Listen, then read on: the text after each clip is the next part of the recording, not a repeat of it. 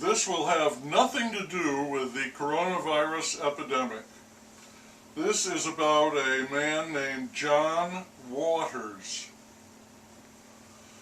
John Waters devoted his life to bad taste, and he reveled in it. He was proud of it. He pushed it as far as he could, disdainful of the mainstream culture.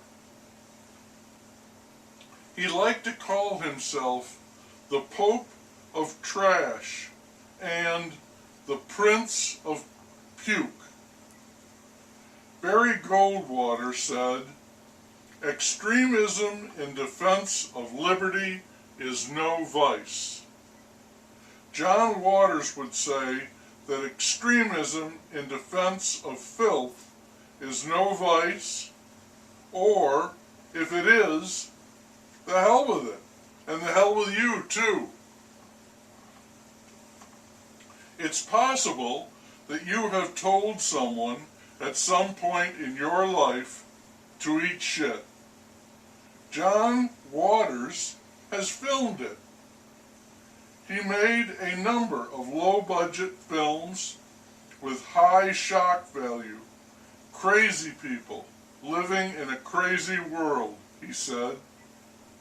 The most famous of them might be Pink Flamingos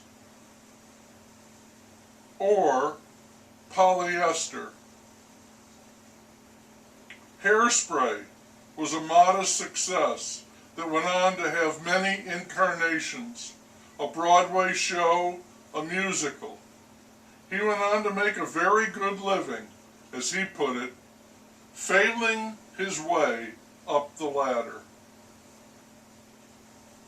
In addition to directing movies, he was also an actor, an artist, the star of several single-person shows, one cut specially for Christmas, and he wrote a number of books.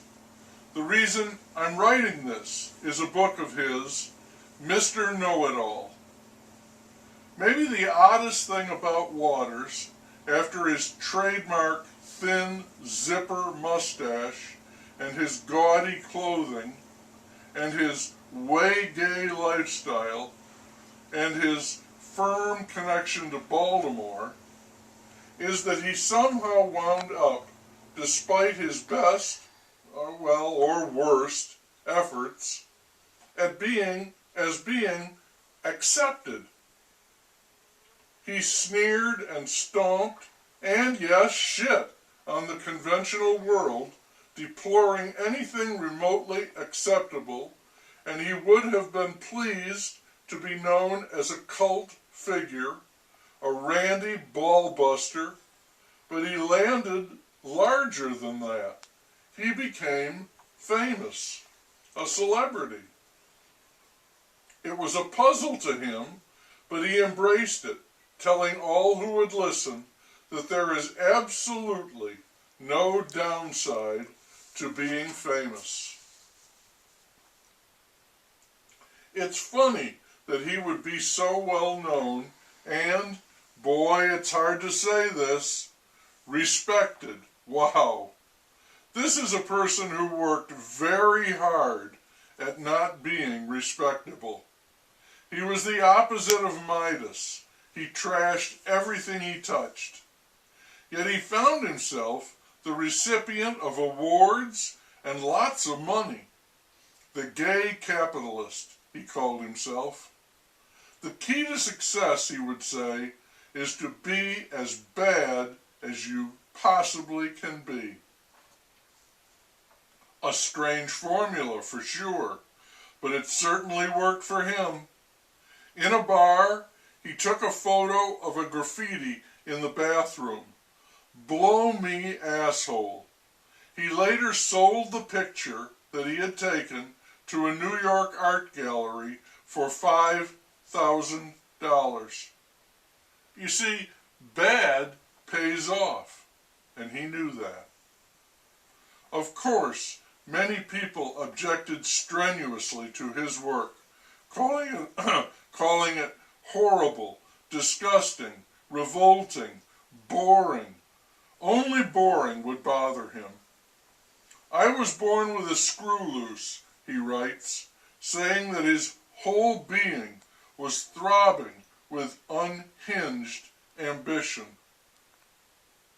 As a kid, he made money off puppet shows.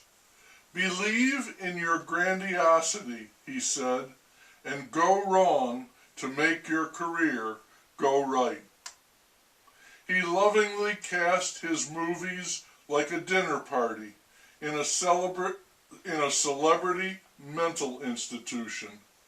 Some of his cohorts, Divine, Tab Hunter, Johnny Depp, Patty Hearst, Iggy Pop, Joey Heatherton, David Nelson, Troy Donahue, Ricky Lake, and Mink Stole.